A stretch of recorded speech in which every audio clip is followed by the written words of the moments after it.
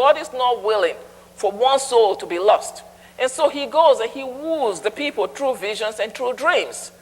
And when he does this, we are the people that are supposed to be the light of the earth, because we carry the light of the world in us, so he shines through us.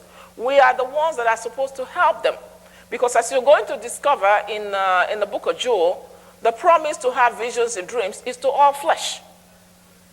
The criteria to have a vision or to have a dream is to be a human being. So don't let anybody tell you that unbelievers cannot have a vision or they cannot dream.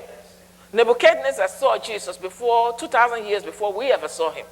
We are still trying to figure out his dream.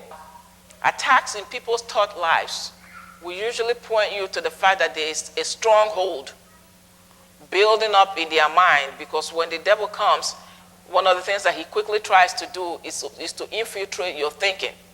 And what he's trying to do is build that stronghold so that he schools you as to what you're supposed to think, how you're supposed to think it. That's why some people are very negative.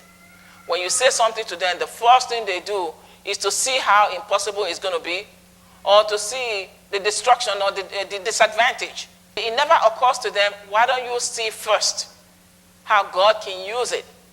Why don't you see how it can be a blessing? And so what it does, it keeps them.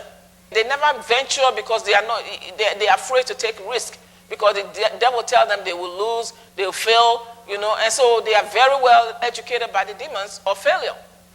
And so they become paralyzed and bound, with the analysis. Some people, the Lord calls it paralysis of analysis.